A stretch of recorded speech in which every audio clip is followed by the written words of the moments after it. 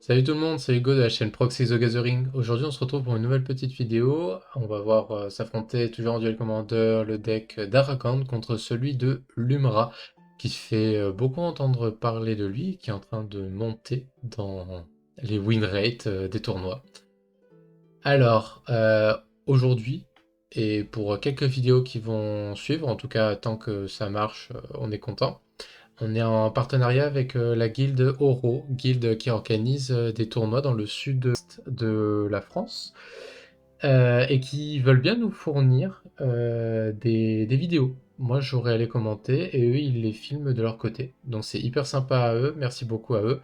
Donc, vous pourrez retrouver cette vidéo à la fois sur ma chaîne et à la fois sur leur chaîne à eux. Donc, n'hésitez pas aussi à eux à les soutenir. Et n'hésitez pas à venir me soutenir, bien sûr. Voilà. Et peut-être qu'on aura aussi des rediffs de certains de leurs tournois. On verra comment ça se passe, comment ça se profile. Très bien. Allez, je mets évidemment, comme d'habitude, pour celles et ceux qui ne sont pas intéressés par la présentation des decks, puisqu'on va passer à ça, le timing là de suite du début des vidéos, comme ça ils peuvent regarder directement les parties. Et sinon, je vous souhaite une bonne vidéo, une bonne présentation. Alors, on a deux decks, l'un des deux qu'on connaît, l'autre qu'on a, je crois, pas encore vu. Donc Aragorn 4-4, lien de vie, vigilance, dans les couleurs de bleu, rouge et blanc. Quand il arrive, il donne le monarque au joueur qui contrôle Aragorn. Donc monarque, ça dit qu'à la fin de chaque tour, le joueur qui est le monarque pioche une carte. Et pour voler le monarque à quelqu'un, il suffit de lui infliger des dégâts de combat avec une de nos créatures. Et trigger, ça passe à l'adversaire. Il dit aussi que quand Aragorn attaque, s'il a le monarque, toutes les créatures d'Aragorn sont imbloquables. S'il n'a pas le monarque, il choisit il choisit pas, il target une créature adverse. Donc il cible, pardon, une créature adverse, et cette créature-là en particulier ne peut pas bloquer. Mais les autres créatures peuvent bloquer, il n'y a pas de souci. Donc c'est clairement un deck tempo qui va essayer de gérer un petit peu et poser de l'agression en parallèle. Côté Lumra, on a pour 6 une étoile, étoile étant le nombre de landes qu'on possède, donc si on a 4 landes, c'est une 4-4, si on a 18 landes, c'est une 18-18. Elle a la vigilance et la portée, donc elle défend et elle attaque très très bien, sauf peut-être dans du contact mortel, quoique Lumra a envie d'être relancé depuis la Commander Zone. Donc en vrai, on n'est pas, on n'est pas mécontent de pouvoir la relancer et de la voir mourir sur la phase d'attaque. Et elle dit surtout que quand elle arrive, on meule 4 cartes du dessus de notre bibliothèque et on ramène tous les terrains, pas seulement ceux qui viennent d'être meulés parmi les 4 cartes, mais tous les terrains depuis notre cimetière sur le champ de bataille engagé. C'est donc un deck qui se veut combo. Le but, c'est de faire en sorte de faire arriver plein de terrains et de tuer avec certains de ces terrains. Euh, on fait très rapidement une présentation de 2-3 cartes clés, histoire que ce soit pas non plus trop long comme présentation. Donc alors, côté Aragorn, il y a 2-3 cartes qu'on pourrait citer qui pourraient être vraiment MVP dans le match-up. J'en mets une, je sais pas si le joueur d'Aragorn la jouera. J'en ai vu certains qui la rentraient et qui... Bah, à titre personnel, j'ai fait le test, c'est horrible. Si le joueur d'Aragorn il joue contre Lumra, l'enchantement Rest in Peace qui dit que tous les cimetières sont en permanence exilés et toutes les cartes qui devraient aller au cimetière sont exilées, ça empêche Lumra de combo, ça fait que là le trigger d'arrivée en jeu de Lumra, bah, il sert un peu à rien et on reste avec les terrains qu'on a quand on a lancé Lumra. C'est une carte infâme dans le match-up. Il y en a d'autres, hein, évidemment. On pourrait citer, si je vous dis Granit, alors si je l'ai bien écrit, c'est Granit Magistrat qui empêche l'Umra d'être joué depuis la Commander Zone. Et bah, c'est pas pratique, surtout quand on joue mono vert pour gérer pardon, une créature. J'en suis qu'une dernière, c'est Swift. Si je la trouve, je ne la trouve pas. Swift. Euh, Voilà. Swift reconfiguration qui peut être joué sur l'Umra, ça devient un artefact. Et bah, si on casse pas l'artefact, on n'a pas assez de créatures pour piloter, faire en sorte que l'Umra devienne à nouveau une créature. C'est juste un artefact, elle est bloquée sur le champ de bataille et on pourra pas faire nos bêtises avec nos terrains. Côté Lumra, c'est très dépendant de la sortie, mais il y a quelques cartes qui quand même empalent assez bien le match-up de manière générale. On a l'Alpheline Ravi, voilà, qui rend incontrecarrable un sort légendaire si on l'engage pour son mana coloré. En autres cartes qui sont quand même fortes contre un Aragorn, on pourrait dire... moi, c'est une carte que je trouve vraiment incroyable contre contrôle. Si elle passe, c'est le Ice Steel Explorer. Ça fait double land, ça nourrit notre cimetière. Ça fait trop de value, ce qui fait qu'en fait, on va avoir trop de terrain sur le champ de bataille et on va passer au travers des contres d'Aragorn. Si Aragorn a beaucoup de contres et qui gère vraiment bien le début, c'est lui qui va prendre l'ascendant. Mais si Lumra a trop de terrain, Aragorn il va pas pouvoir suivre la cadence. Donc c'est globalement ce à quoi on va s'attendre dans ce match-up. Les combos de Lumra seront présentés au fur et à mesure de la partie. Allez, on va passer aux vidéos.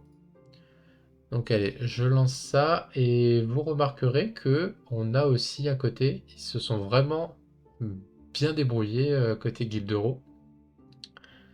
Bien joué notamment, bah déjà ils ont acheté beaucoup de matériel donc ils le rentabilisent très bien, mais bien joué aussi au monteur qui m'a envoyé ça et qui franchement a un super rendu. Ça rend un super rendu je trouve.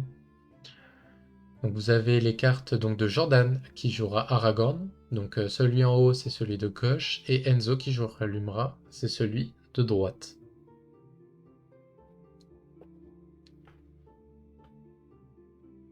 Allez, on fait un petit surveillant de côté Aragorn. Donc c'est Aragorn qui a eu visiblement le toss. On réfléchit. Non, on a fait passer. Et on a un terrain côté Lumra. On va enchanter notre forêt avec une oula, Utopia Sprawl, étendue de l'Utopie.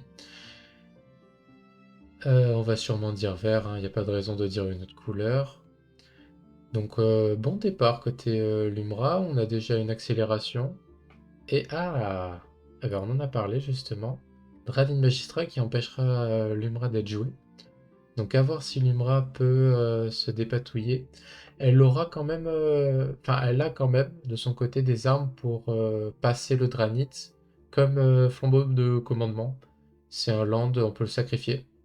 Et on met directement notre commandant depuis notre... Ah, j'arrive pas à voir ce que c'est. Ça doit être une spéléologie. S'il a pioché une carte, c'est pour 3. Ouais, c'est ça, c'est une spéléologie. Alors, je vous l'affiche.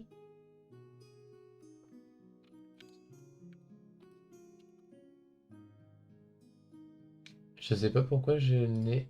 Ouais, ben je sais pas pourquoi je l'ai en espagnol. Je vous montre la carte pour voir à quoi elle ressemble, ça s'appelle spéléologie.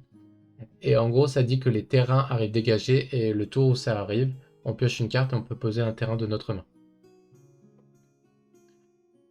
Et on joue une Alpheline Ravie. Ok, donc qui rendrait... j'arrive pas à la voir. Qu'on avait présenté, Alpheline Ravi, qui se fait gérer de suite par une Prismatic Ending. Donc on a exilé l'Alpheline. Alors c'est vrai que exiler l'Alpheline pour rendre... pour pas avoir de counterspell, c'est intéressant. Enfin, pour pouvoir counterspell, pardon, l'Umbra, c'est intéressant. Mais comme il peut pas lancer l'Umbra, j'avoue, j'aurais peut-être gardé la Prismatic Ending pour exiler la Spéléologie qui est une pièce de combo. Le but avec l'Umbra, c'est d'avoir donc un truc comme Spéléologie qui font que les terrains arrivent dégagés. Parce que comme ça, quand on casse l'Umbra et que les terrains reviennent depuis le cimetière, ils arriveront ce coup-ci dégagés. Et il faut aussi un truc qui nous permette de sacrifier tous les terrains. Parce que comme ça, comme ça en réponse, on peut sacrifier des terrains, ils reviendront dégagés, on peut relancer l'Umbra, et ainsi de suite. Euh, Ok. Alors on joue pour 1, 2, 3, 4. Ok, s'il pète un land, c'est... Ok, donc ce qui est joué côté Aragorn, c'est une fin du compte. Par contre, ce qui est joué côté Lumra, c'est Mycose. Rien de bien grave, hein, je vous rassure. J'ai juste plus le nom. Je suis désolé, j'ai plus le nom. S'il me revient en tête, je vous la sors. C'est une 3-3. Elle a un trigger de caste naturel pour 4. C'est une 3-3. Quand on la caste, on va tuto un land et on le pose directement sur le champ de bataille. Et si on la kick pour un incolore, enfin un, on s'en fout, un mana générique, pardon. Moi je vais bien dire un, on s'en fout, mais c'est un mana générique si on veut être juste dans ce qu'on dit. Et un mana incolore, là par contre il faut vraiment checker l'incolore, mais il l'a grâce au Boonsland qu'il a posé, que je vous affiche, voilà. Il fait bien de l'incolore. Il va pouvoir casser un land adverse. Et le joueur d'Aragorn a répondu par donc une fin du compte pour contrer le fait que son land se fasse détruire. Parce que sinon, c'est un peu compliqué de son côté. Il se retrouve à 2 landes et il en perd un en plus qui fait 2 couleurs. Ok, non, il avait quand même un troisième land, mais ça lui coupait quand même pas mal les plaies. Et là, voilà, on va vouloir jouer Aragorn côté Aragorn. Pour commencer à faire de la value, pour commencer à aller chercher d'autres comptes. De toute façon, on craint pas la Lumra, on a Dranit Magistrat. Et côté Lumra, par contre, on est allé chercher donc sur le trigger du Miko un land qui arrive, voilà, et deux marqueurs sexe, ça y est, ils ont été mis. Et donc il arrive, donc normalement engagé, mais dégagé grâce à la spéléologie. Et qui nous permettra de faire de vert. Donc visiblement, on veut beaucoup de... Ah, on veut beaucoup de mana. Et c'est bien joué de la part du joueur de Lumra qui va vouloir phase out le Dranid Magistrat. Donc c'est comme s'il était plus là. Et en fait, on va pouvoir lancer sa Lumra tranquille. Alors côté Aragorn, les landes ont été dégagés, mais normalement ils sont engagés. Et allez, ça y est, on lance Lumra. Oula, c'est pas le Table qui me fait n'importe quoi. Voilà. Allez, on commence à meuler. On a meulé un land qui fait partie de la combo. Enfin, qui fait partie d'une combo, d'ailleurs, je devrais être, pour être précis. Qui est Mirror Pool. Je vous l'affiche. Avec Mirror Pool, le but, c'est de faire des copies de Lumra pour continuer à meuler et à faire revenir d'autres terrains. Et à meuler et à faire d'autres terrains, etc. Et ok, ça concède directement côté Aragorn. On n'avait pas de quoi encore sacrifier des terrains côté Lumra, ce qui nous aurait permis d'être sûr de combo, parce qu'il avait 2 Boonsland, donc il était bon. Mais il a vu que de toute façon, la Lumra, elle était passée, elle était partie. Il allait pouvoir bounce son Tales of Madara qui lui avait permis de phase out le Dranit Magistrat, ce qui aurait permis de relancer à nouveau Lumra au besoin. Donc en fait, là, il a bien fait. Autant gagner du temps hein, si on est dans un tournoi, même si là, effectivement, c'est une game d'entraînement. Allez, je mets un pour Lumra.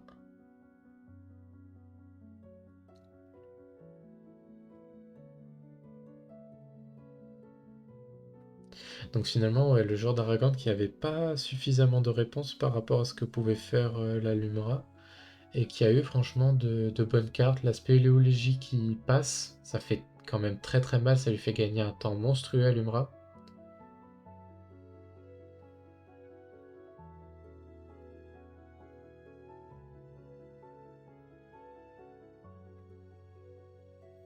Il allait avoir, je sais pas combien il avait terrain, je sais pas aller les compter, mais je pense que facilement à la fin de son tour, il en a 15, 15 terrains.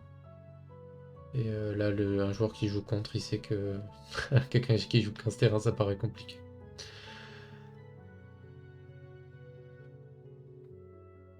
Ok, on joue le petit paresseux qui va nous permettre d'extra land s'il est là.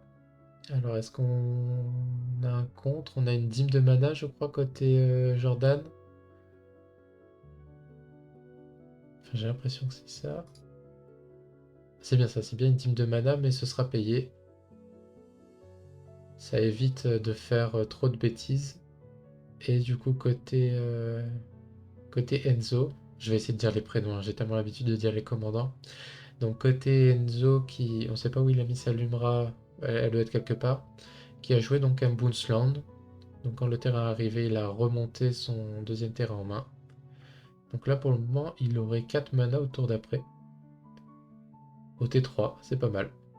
Ah, je crois voir un Remind côté Jordan. Côté Aragorn. Pose Richardon Port qui permet d'engager un land. Et on va tenter l'Alpheline. On s'empale dans tous les contres du monde, mais voilà, bah, notamment Sturt Scolding, qui aura trouvé sa cible. Pas simple de trouver sa cible contre Lumra avec Sturt Scolding, mais au moins on aura une créature qui nous embête vraiment. Et alors, est-ce qu'on a quelque chose à faire pour 3 incolores ou on va à l'upkeep de notre adversaire engager un de ses terrains avec notre Richardon Port côté Enzo. Ouais, voilà, bah c'est ça. On fait Richardon Port pour diminuer le mana adverse. Alors, pardon, je ne l'ai pas affiché si j'arrive à le trouver. Richard. Je suis désolé, je trouve pas, je connais pas le nom. Enfin, je sais pas comment on l'écrit. En gros, ça fait soit un incolore, soit pour un, on paye un et on engage le terrain adverse. Ok, donc on a essayé de jouer une Tireless qui fait des trésors. Enfin, il peut faire des foods, mais globalement, dans l'Umra, ça fera des trésors pour avoir plus de mana. Qui se fait contrer par sa Remind. Et on continue le plan d'engager les terrains adverses. Ça mange pas de pain.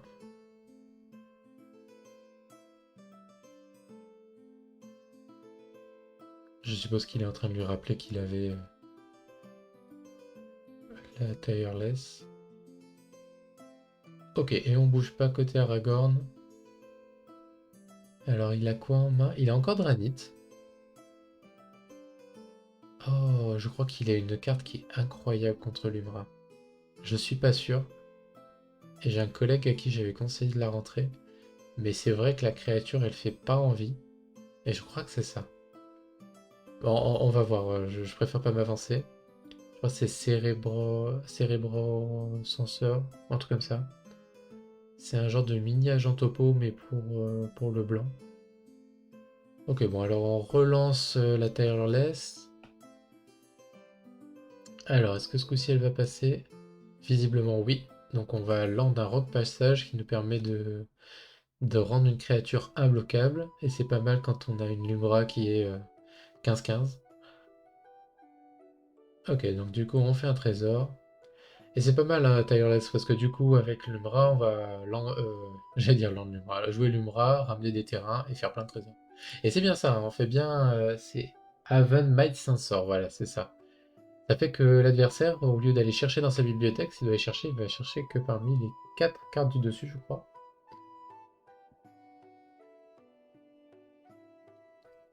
Le seul problème de la création, c'est qu'elle est sous-statée. Pour 3, c'est une 2-1. Elle a le vol, c'est bien, mais c'est qu'une 2-1. Et en plus, on enchaîne par un Dranit Magistrat. Ça va être une game qui va être très très longue pour l'Umra. Il peut pas aller chercher ailleurs que dans les 4 premières cartes et il peut pas jouer la Lumra.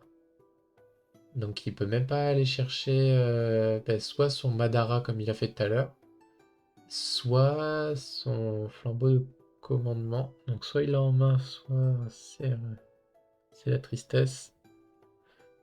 La Quarry qui combat justement avec flambeau de commandement. Si on a un untapper et un...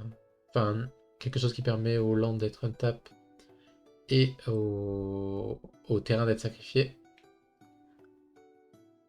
Ok, et l'analyste. Alors l'analyste, quand elle arrive, elle va faire meuler 3. Et pour 4, on la sacrifie et on ramène tous les terrains de notre champ de bataille, de notre cimetière, pardon, sur le champ de bataille engagé. Et ça peut combo avec un land qui s'appelle Shifted Moonland. Parce que si l'analyste est au cimetière, notre Shifted Moonland, on fait en sorte que ça devienne une copie de l'analyste. Et du coup, on peut continuer à faire revenir les terrains depuis notre cimetière. Bon, il faut d'autres choses pour vraiment combo, mais on peut avoir à minima, si on a assez de terrain, et quelque chose qui fait que les terrains arrivent dégagés, on peut avoir mana infini. Ok, côté Aragorn, on se sent plutôt safe. On va jouer notre commandant pour commencer à faire du CA. De toute façon, là, le joueur de l'Umra, pour le moment, il peut pas aller chercher de réponse. Donc il est au top deck. Ah, et en plus, il a une force de négation, Jordan.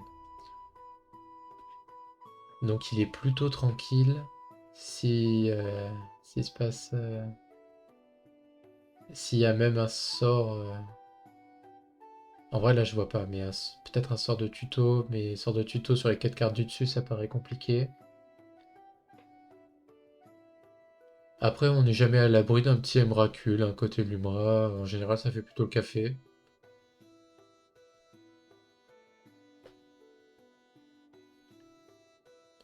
De toute façon si Aragorn il a pas de contre-capacité, en vrai il a raison de.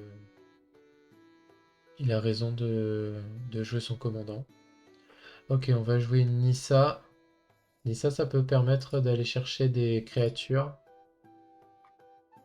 Donc elle a un effet Cobra Lotus. Quand Talent va arriver, on va faire un mana. Et si c'est la deuxième fois qu'on fait cette capacité, par exemple via un fetch ou plein de terrains qui reviennent du cimetière, on va révéler jusqu'à trouver, je crois, c'est soit un elfe, soit un élémental.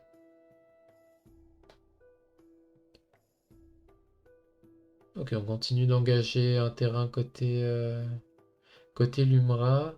On reste pas up. Ah si, il a des trésors. J'allais dire, on reste pas up pour protéger notre analyste si elle se fait exiler, mais non, il a des trésors, donc il peut tout à fait faire ça. On va tenter de tuer l'Anissa. Et en réponse, on sacrifie l'analyste. Ok, on sacrifie l'analyste pour renvoyer des terrains sur le champ de bataille. Et notre but, ça va être de trigger Nissa. Puisqu'il y a 2 terrains au cimetière. Oh, et on a trouvé le contre-capacité. Donc cette Nissa aura pas été utile, elle nous aura pas aidé à creuser dans une autre créature qui aurait pu nous déverrouiller.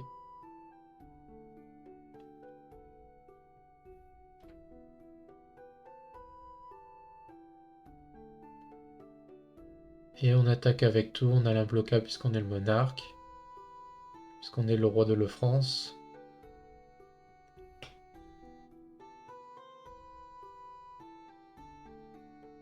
Bon, ça attaque pas si fort que ça, mais ça met une cloque. Hein. Ça tape à 7, donc dans deux tours, on a le létal. Après, avec la. Je vais essayer de vous la reficher avec Spell Table. Voilà, avec la Tireless, au lieu de faire un trésor, on pourrait faire une food pour gagner du temps. Si on a des terrains, bien sûr.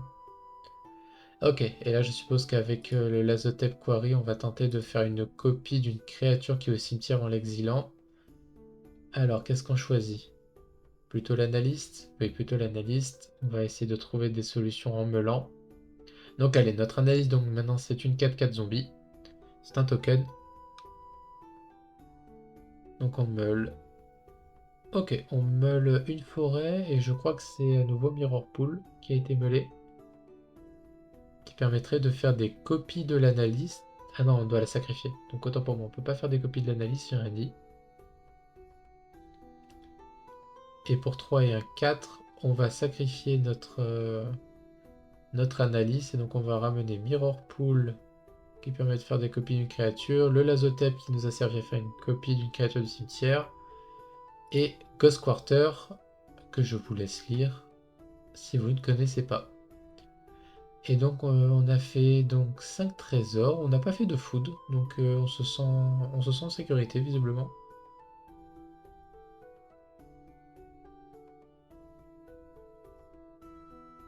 Le jour d'Aragorn qui va mal le prendre. Hein. Parce que là, s'il fait. Je sais pas s'il joue Broadside dans sa liste, le jour d'Aragorn. Mais avec un Broadside, ça fait 4. Donc là, il tape à 7. Il va passer à 6. Ouais, un Broadside ça aurait tué. Bon, il n'y avait pas broussailles dans l'occurrence.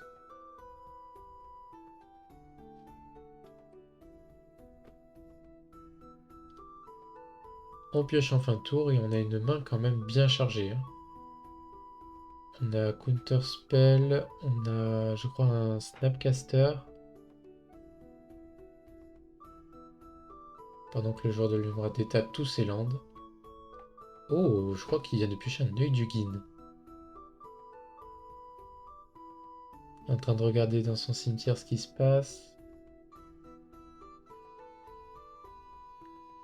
Il a Glacial Chasm, il a Crop Rotation. Et c'était bien ça, c'est bien un œil du Guin. Ah, donc peut-être qu'on va aller chercher notre Emrakul. Ok, il n'arrive pas à le reconnaître. Je vous l'affiche. Œil Guin. Tac. Donc là, on va sûrement faire une food. Ou pas.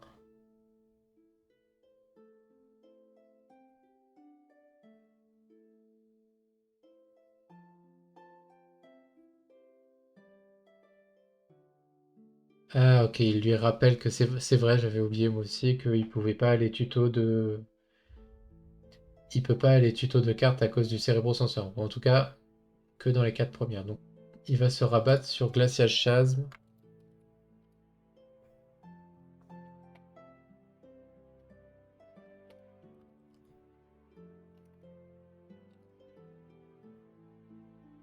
Tac. Qui va lui faire gagner du temps, mais. Ah, j'allais dire pas beaucoup, mais en vrai, si ça va lui faire gagner quand même beaucoup de temps. Parce qu'avec la Taylorless, encore une fois, il peut faire des foods. En plus, là, le joueur de l'Umra, il est resté up. Le seul problème, c'est qu'il peut pas faire, me semble-t-il, avec Mirror Pool des copies de sa Tireless si elle se fait gérer, parce que Mirror Pool, je crois que c'est que en rituel. Donc Sacrifice, Create a Token. Ah non, j'en ai dit. On peut le faire en éphémère. Ok, là on fait un petit brainstorm. Ah, cette Prismatic Ending. Elle va pas être très utile.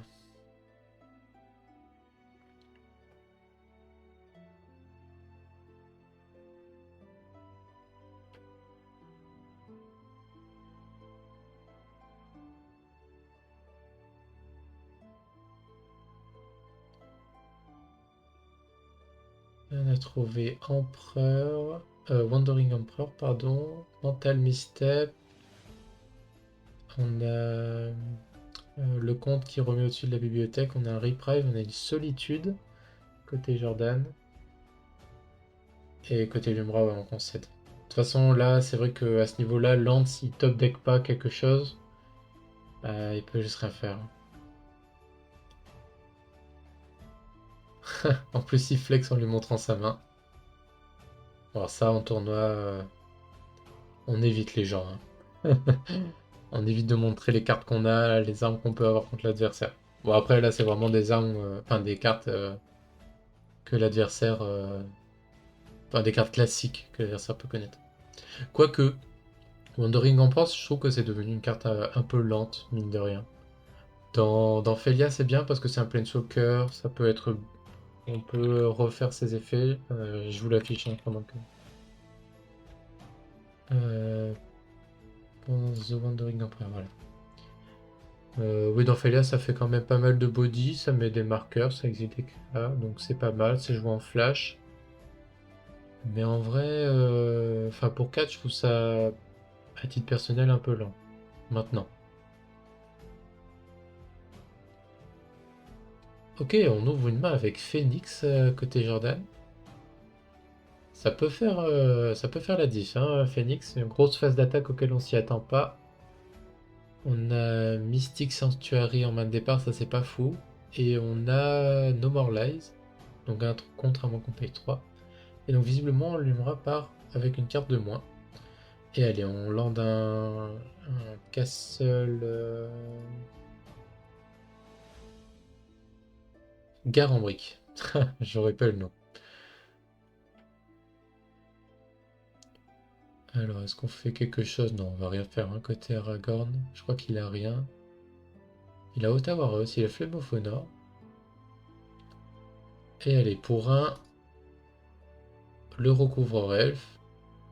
Et le recouvreur elfe, s'il passe et qu'il reste, c'est une carte qui va nous permettre d'aller chercher nos terrains sans avoir à utiliser des tutos ou utiliser notre Lumra pour essayer de meuler quelque chose. Et surtout, il va mettre des terrains au cimetière. Ça aussi. C'est fort puisque sur Lumra, on va pouvoir les ramener. Donc ça fait encore plus de terrain à ramener. Je trouve la carte assez incroyable. Il peut s'auto-protéger d'ailleurs. On peut, imaginons que là il est passé, donc il peut que se prendre un blast ou un exil. Ben, en réponse au blast ou à l'exil, je sacrifie un terrain en payant 2, en l'engageant. Je vais chercher Madara et je le fais phase out.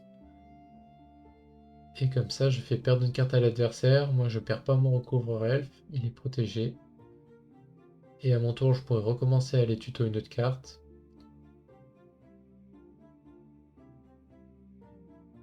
Là, on pourrait vraiment avoir un Lumra qui arrive très très vite, puisqu'on a le château qui nous permet de faire 6 mana pour 5 terrains. Enfin, en tout cas, 4 mana plus le château.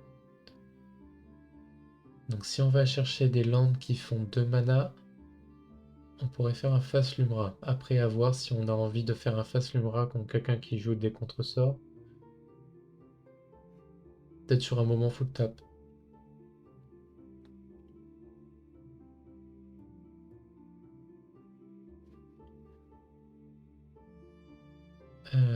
Côté Enzo, on a Urborg. On a Horizon qui nous permet de poser plus de landes qu'il n'en faut depuis notre main. Et je crois qu'il a aussi un rythme de la nature.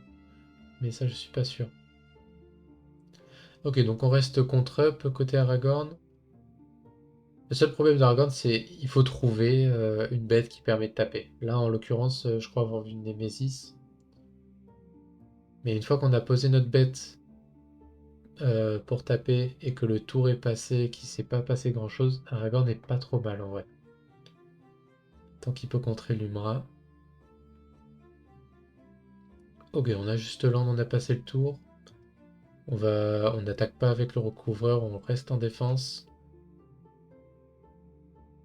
De toute façon, on n'a pas vraiment vocation dans ce match-up à jouer aggro. On veut plus, beaucoup plus en tout cas,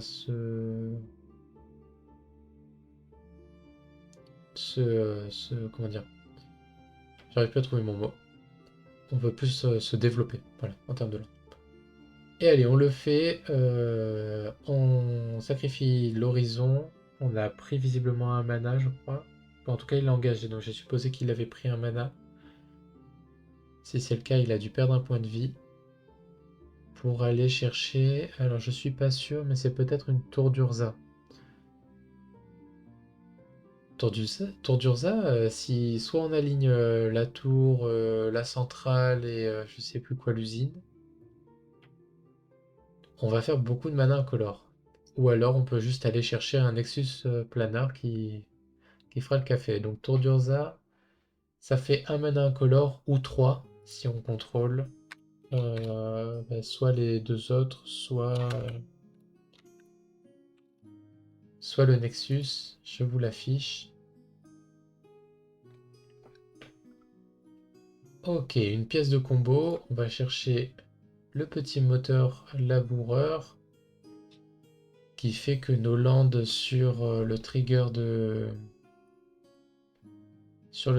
Lumra arriveraient dégagées. Mais ça se fait contrer par une fin des mensonges. Fini les mensonges, pardon. Visiblement leur relation se passe mal. On n'est pas là pour juger. Ok, on va à nouveau faire un petit coup du recouvreur. On va sacrifier notre Urborg et on va vouloir tuto un land. Alors est-ce qu'il y a une fin du compte? Non. Et visiblement on n'a pas de quoi le blast ce maudit recouvreur. Et c'est bien ça, donc on allait chercher le Nexus qui va activer notre tour d'Urza. C'est Nexus Planar. Dès que Spell Table c'est bon, il est au rendez-vous. Ça va, il est chaud aujourd'hui. En fait, avec ce Nexus, on peut juste faire des Lumra et épuiser les contre adverses. De toute façon, là pour le moment, il n'y a pas de Dranite, donc autant y aller.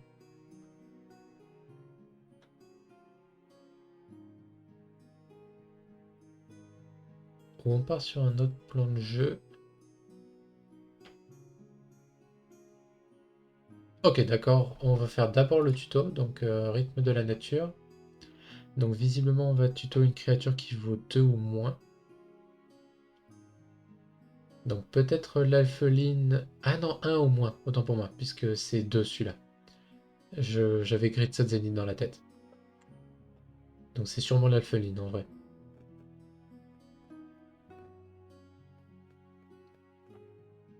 Et ça se fait contrer par une Remind. C'est dommage du coup d'avoir... de pas avoir la fin du... Fini les mensonges. Comme ça on aurait pu exiler ce sort qui aurait pu être rejoué du cimetière. On aurait pu tenter en tout cas.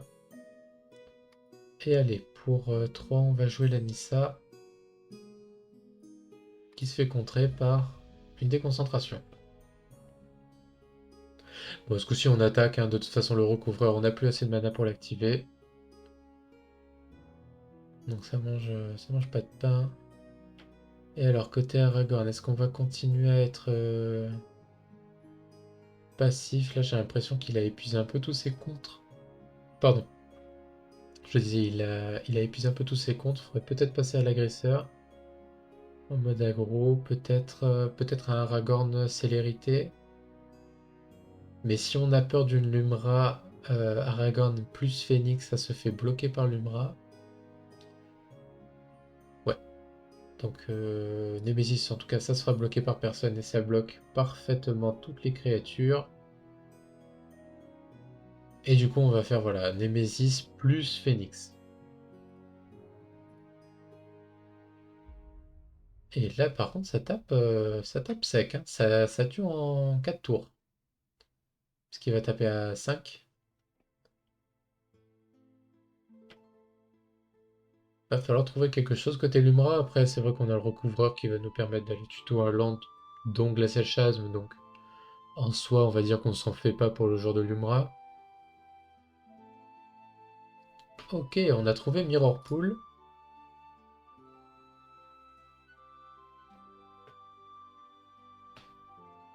Qui va nous permettre de faire des copies de Lumra. Alors, on va faire 3 mana. 4, 5, 6. Donc, il va nous rester un mana incolore normalement. Puisqu'on a fait 3. Enfin, on va en prendre 2. 2 incolores plus les 2 verts qu'on a engagés pour activer notre château. Et faire 6 mana. Non, pardon, c'est pas une. Voilà. 6 mana verts qu'on peut dépenser que pour une créature. Donc le commandant. Donc, alors, on va trouver. Oula, on a trouvé plein de terrain. Je sais qu'on a trouvé le flambeau de commandement, ce qui est très rassurant. On a trouvé un petit Madara, qui va sûrement Madara notre Lumra, je suppose, pour la protéger. Ah, malheureusement, j'ai pas vu si c'était ça. Bon, en tout cas, on va sacrifier Madara. Donc, je suppose qu'il a protégé sa Lumra. Il a fait phase out, comme ça, au moins, il sait qu'au tour adverse, elle pourra pas être attaquée.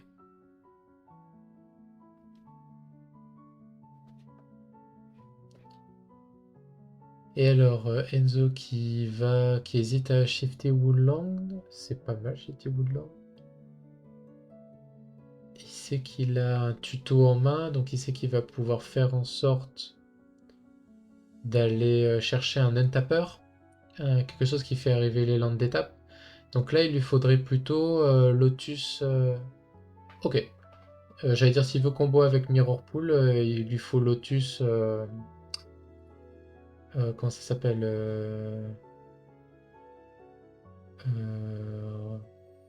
je l'ai plus, je suis désolé. Ça fait 3 mana. C'est un land qui arrive. Qui, quand il arrive, tu sacrifies 2 autres lands. Et. Sinon, il fait 3 mana. Et il arrive engagé. Et ça permet de combo avec Mirror Pool. Et si on a un land qui. Enfin, quelque chose qui nous fait arriver les lands dégagés avec l'Umra. Comme ça, on peut faire des copies. Mais visiblement, il est parti sur un plan un poil plus aggro.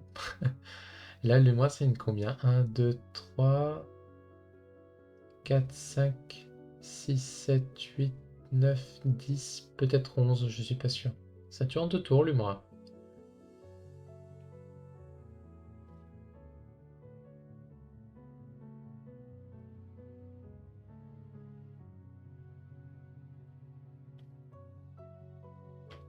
Alors, est-ce qu'on va tuto? Est-ce qu'on va faire la phase d'attaque en premier?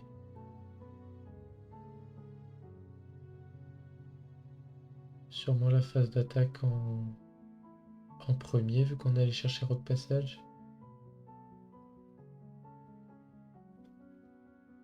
Là, de toute façon, il n'a pas besoin d'activer Rock Passage, il a raison, il n'y a pas de bloquant en face.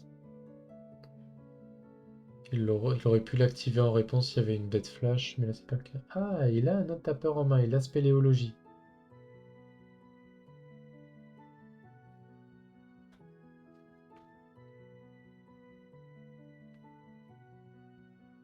Ce qui est dommage, c'est que c'est le joueur de land qui a les lands qui sont éclairés et pas l'autre. Mais ça m'est arrivé moi aussi dans mes vidéos. Franchement, c'est toujours à croire que c'est fait en sorte que ce soit toujours le pire qui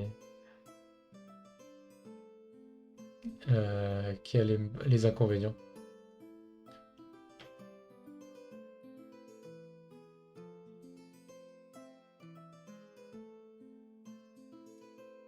Ok, on est allé chercher un formidable speaker, on va aller tuto une créature dans notre main.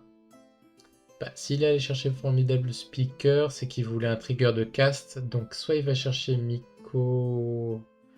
Miko, j'ai plus le nom. Vous le retrouvez, vous. Enfin, impossible de le louper pour 4. Il a la carence, vous le trouvez dans toutes les listes de l'Umra. Vous pouvez pas vous tromper. Mais là, voilà, je suppose que c'était Emrakul. Et il doit avoir assez pour le lancer.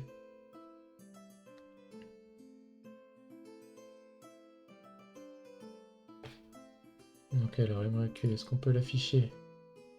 Voilà. La fin promise, il porte bien son nom. Alors, il va pouvoir faire 6 mana avec son castle.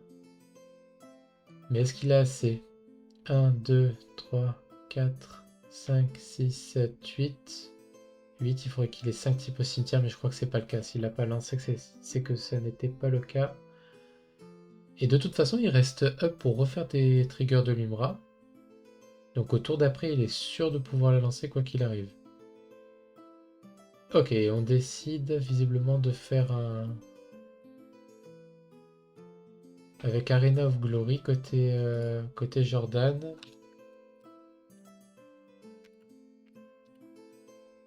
On active l'Arena pour donner la célérité visiblement à notre Aragorn.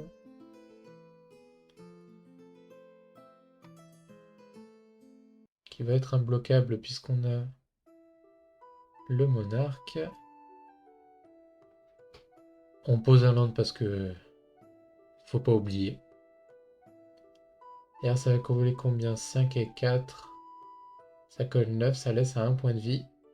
Ah, est-ce qu'il a un blast en main? J'ai pas vu, j'ai pas fait. J'avoue, j'ai pas fait effort de regarder.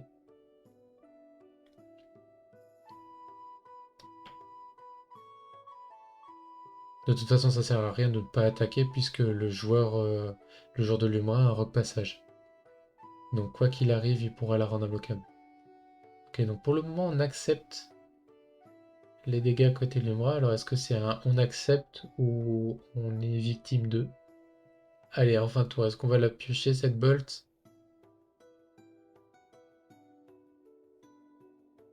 Ah, c'est un blast, mais ça met que dans les Planeswalkers et les créatures, c'est Nolith. Ok, alors nous en fin de tour, côté Lumra, on fait une copie de Lumra, enfin en tout cas on aimerait. 1, 2, 3 et 4. Et que des terrains assez impressionnants pour que ça n'arrive.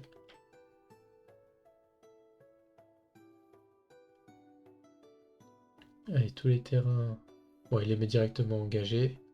Et là, on a le létal. Hein. Côté Lumra, on a juste à la rendre imbloquable.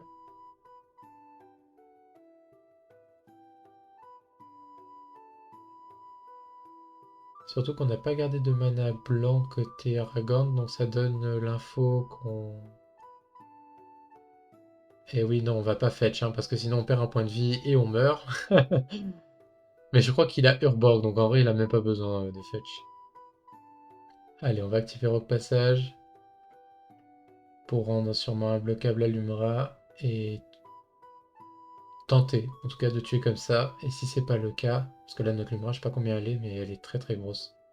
2, 4, 6, 8, 10, 12, 14, 16. On met 16.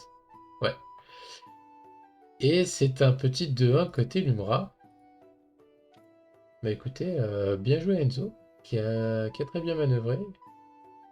Bon, côté Jordan, on a été sympa à la game 2, mais de toute façon, il la perdait. Enfin, il l'a gagné, Jordan plutôt, en laissant rollback la Lumra. En tout cas, on aura vu que c'est pas simple hein, côté Aragorn.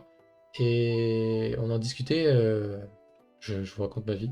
Si ça vous intéresse pas, n'hésitez pas à vous en aller. On en discutait avec un collègue qui me disait que franchement, Aragorn avait beaucoup descendu dans son top dans son win rate sur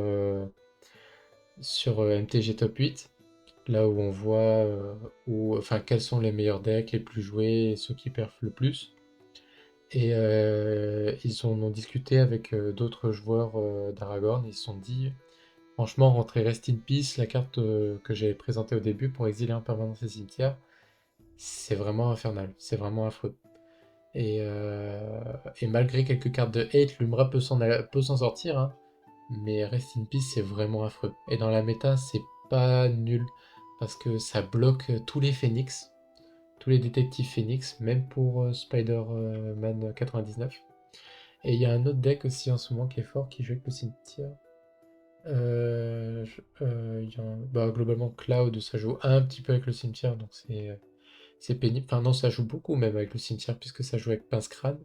Et du coup, ça nullifie les Pince-Crâne, puisque les créatures ne meurent plus, elles sont exilées. Étant donné que mourir, dans Magic, c'est d'aller du champ de bataille vers le cimetière. Or là, on va du champ de bataille vers l'exil. Donc ça passe à la trappe. Et tout ce qui est Slamfoot aussi. Idetsugu, ça enlève le trigger d'Idetsugu. Donc voilà. Après, je comprends, hein, c'est une carte morte dans certains match-up. Donc c'est normal que ce soit pas tout le temps joué. En tout cas, je vous remercie d'avoir regardé la vidéo. N'hésitez pas à liker, à vous abonner, que ce soit à ma chaîne, à celle de la Guilde Oro, que je remercie encore pour la vidéo. Et moi, je vous dis sinon à la semaine prochaine. Ciao, ciao.